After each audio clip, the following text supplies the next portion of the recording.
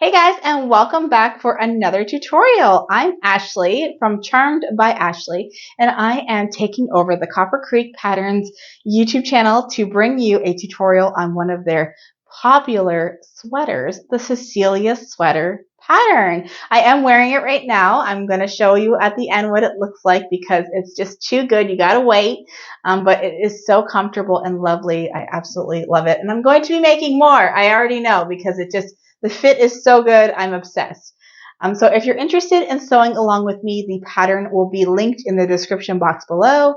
Of course, if you're new to the channel, don't forget to subscribe, like, share, all the things. So I am making this in a rib knit today, but you can make it in any of your really comfy four-way stretch fabrics. That will be all described to you in the pattern instructions. But yeah, let's just get straight into the tutorial. Okay, so I went ahead and cut out my pieces. I will be using this really beautiful rib knit.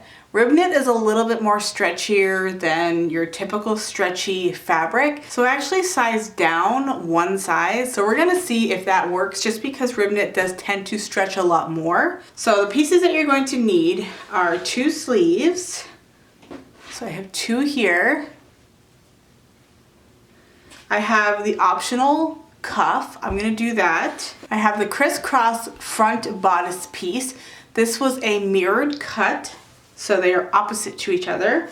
And if you have a right or wrong side, I like to mark it with a piece of masking tape so that I know. And then we have our back piece that was cut on the fold. And again, I went ahead and put some masking tape so I know this is my right side. Okay, so we have our back bodice piece laying right sides up, and we're going to take one of our crisscross front pieces and we're going to place that on top. Make sure that this is right sides together. There will be a notch that you're going to line up, and there's a little notch here that kind of points up. You want to make sure that it's pointing up towards your sleeve. So that's how you're going to know that you have it in the correct orientation. Also, these notches should be the same size because there's a notch at the bottom of this front crisscross piece that is not the same size as this. So just keep that in mind because it is very easy to screw this part up basically. And you're just going to follow along the shoulder seam and we're just going to clip that all into place.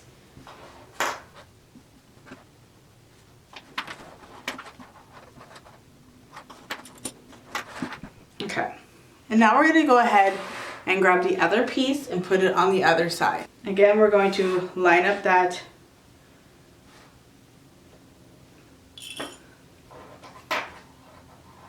and then follow the shoulder seam.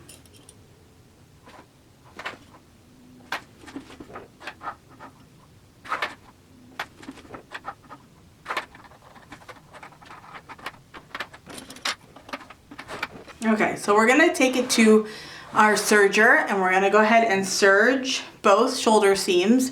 If you don't have a serger, that's fine. You can use your preferred stretch stitch on your sewing machine. Okay, so this is the machine I'll be using. It's the Brother 655D. It's just a entry-level sewing machine. We're going to insert it into the machine.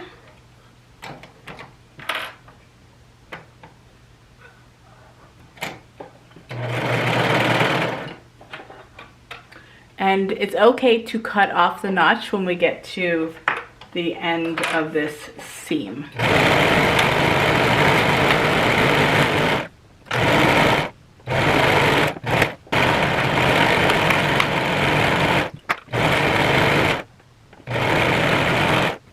Okay, so now we've done both of our seams and we can cut off any of our ties. And we're gonna start to do some hemming. And we have to hem along the crisscross and we're gonna hem along the back bottom piece.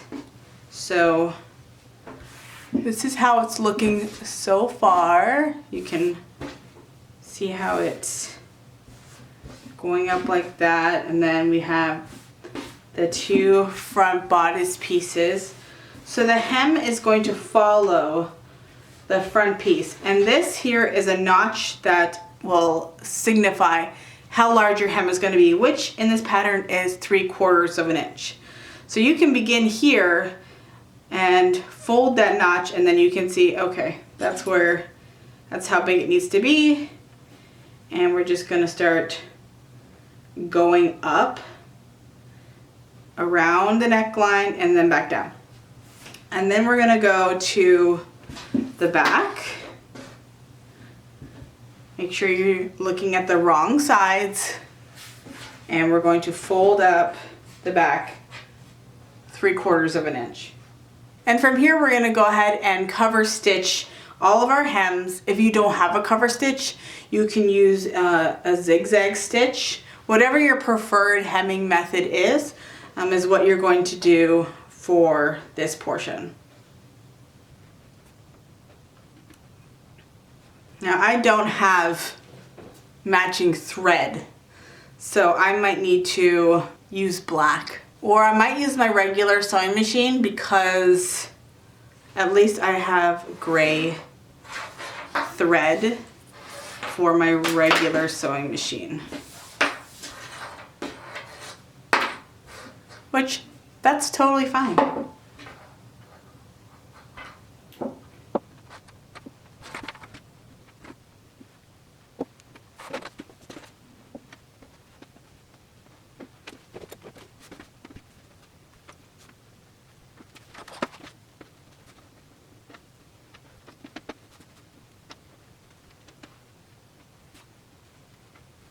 Okay, so we just need to hem one more area, which is going to be the side here, and that's where that weird looking notch was.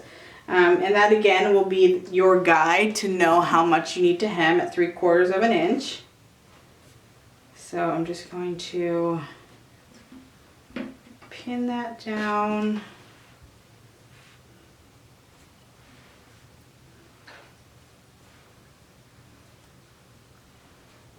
And make sure you're doing it towards the wrong side.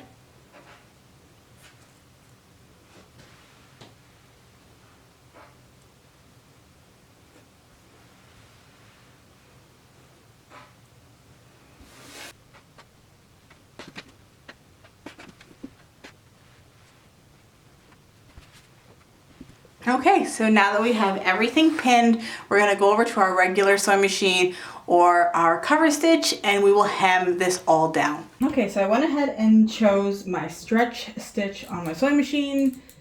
I was able to find some gray thread, and now we will begin hemming.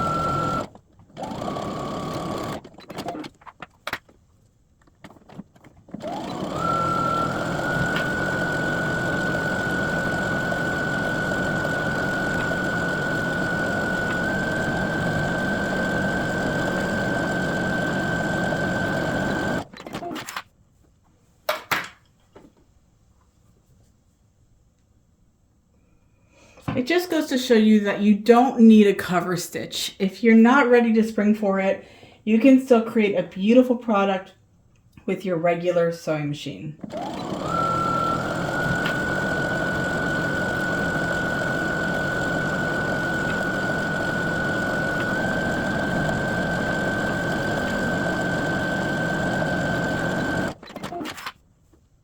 I'm going to go ahead and do the rest off camera because I'm going to be here for a while. Now you could have done this before or after, but I'm just going to give it a quick steam.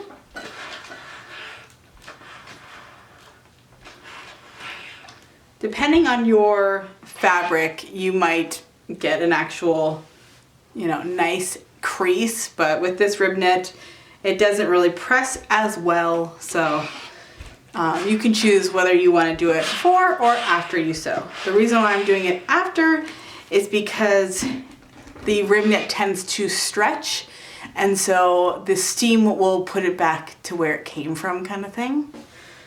And yeah, so we have everything all beautifully hemmed up. I'm glad that I made the decision to do the zigzag stitch because it's virtually undetectable, that hem. So now we're going to move on to the next step. Okay, we're gonna lay out our fabric with the right sides up, and we're gonna put the sleeves in now. And we have this portion here that has some notches in it, and I'm just going to find the right side of my sweater, my sleeve. So there's the longer side and the shorter. So we're gonna match up the longer. And those notches are going to tell you where your sleeve begins and ends. I also believe that there is a center to this. So if you find the center of your sleeve, you can match that up with the shoulder seam. And we're gonna go ahead and clip that into place.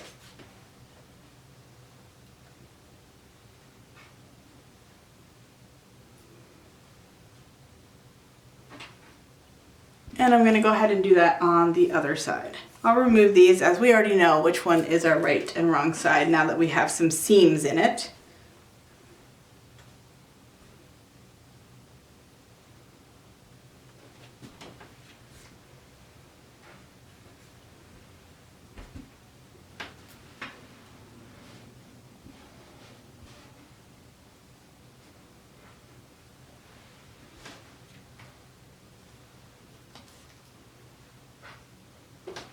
Okay, so I'm gonna go back over to my serger or overlocker, whatever you call it, and we're gonna go ahead and sew on the sleeves. Here we go.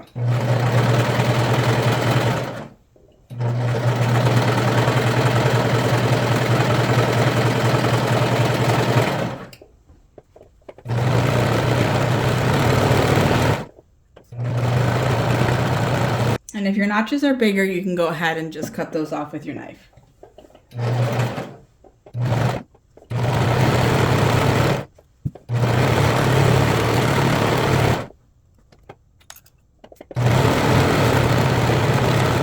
Okay, so now I'm just laying it with the back right sides up, and I'm going to bring over the crisscross, the first crisscross.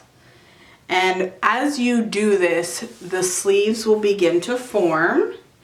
So you're of course going to go ahead and pin your armpit area and down the sleeve. And then, as you can see, the raw edge will fall down and then it will come across. And this is where we will bring that hem down to the bottom hem, and we're going to follow the side seam, and we're going to take the other side and crisscross this, and we'll do the same thing. And this part should overlap with the first crisscross. Just keep in mind that if you want a certain orientation of your crisscross, you'll need to figure that out so you can put it on your body first. And if you would rather have the right overlap with the left or vice versa, if not, then just do what I'm doing and we're just going to start pinning. I think either way it's going to look great, but if for some reason you have a preference, you can just be mindful of that. And now we're going to start pinning everything into place.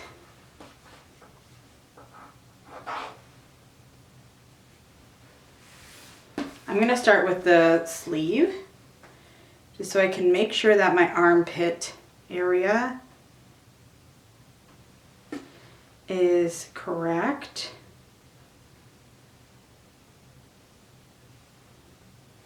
And then that's going to tell me where this part's gonna end.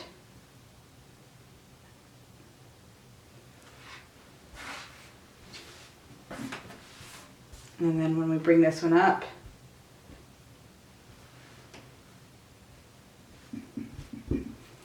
it will lay beautifully on top.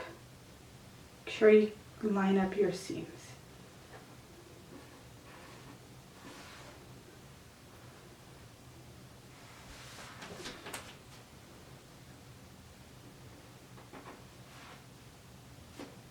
Okay, there we go.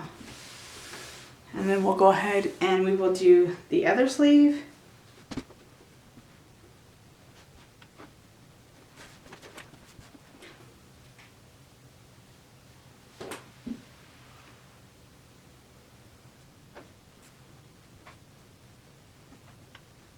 Okay, there we go. So you can bring it back over to our serger and we can do all that, and we pretty much are almost done. We almost have a full shirt. You can definitely try it on just to see if the fit's correct, but we'll just do those cuffs and then we'll be done. Yay, almost there. Okay, I'm gonna start at the bottom of the sleeve.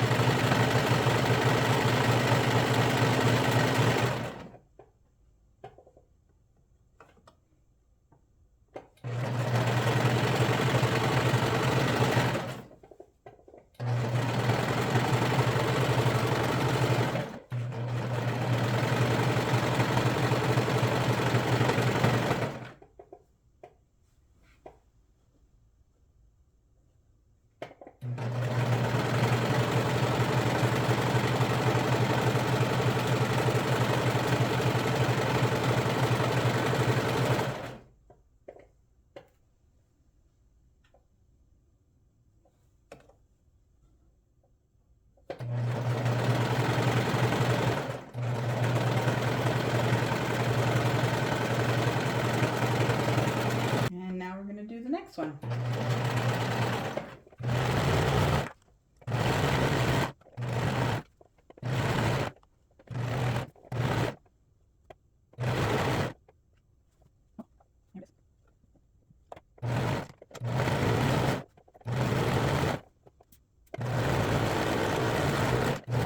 Since we're already here, I'm just going to go ahead and show you that I'm going to take my cuffs, I'm going to fold them in half, making sure that it's the stretchiest way is going this way.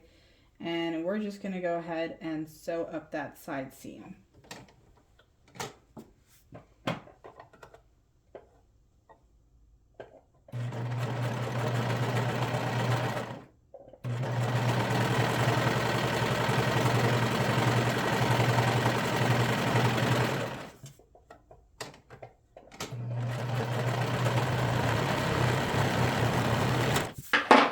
We have both of our cuffs done.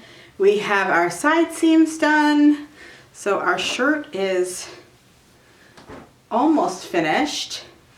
So at this point, like I said earlier, if you wanted to just fold up your hem 3/4 of an inch and you can hem that down, or you can go ahead and attach cuffs, which is what I'm going to do. So I have my cuffs here. And I sew down the side seam, and we're going to take it and we're going to fold it in half lengthways. And we are going to just line up those raw edges all the way around for both. It's so easy to make cuffs. All right, there you go. So now you have 2 cuffs. So now we're just going to take those and we're going to insert them into the sleeve. My sleeve is still inside out. So I'm going to take the seam. This is the folded edge, and I'm going to I'm just tucking that inside, lining up that side seam.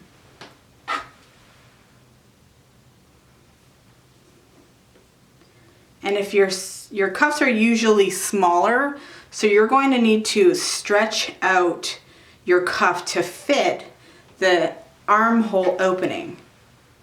So I just pin it 1 or 2 times, and then when I'm at the machine, we're going to stretch the cuff so that it fits inside the armhole.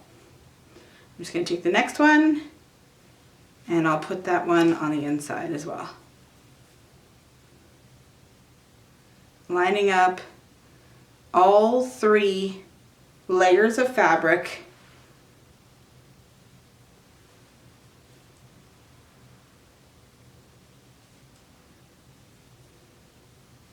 So I want to make sure when you are sewing that all 3 layers are getting caught. This is when I will usually cut off some with my serger just to make sure that all 3 layers are caught and we're not going to have a cuff coming off while we're wearing our garment. So let's go ahead and sew up these cuffs and then we'll be done. Okay, so I usually start at this area where the seam is. So I take my pin out, I push it in, and then I grab it here because we might need to stretch, and we're going to start sewing. And cutting off a little bit is great because that means that we're going to catch all 3 layers.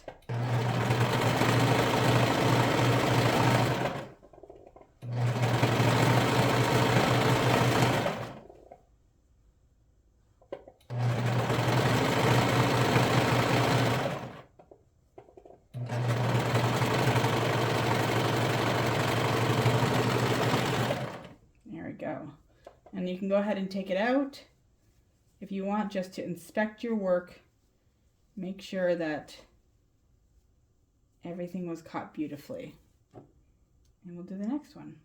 Okay, so from here you can go ahead and cut off any of your serger tails or weave them in, whatever your preferred method is. And I'm going to go ahead and flip it right sides out. Remove any tape if there is any. You don't want that to be caught in or get stuck to it and not realize when you're wearing your garment.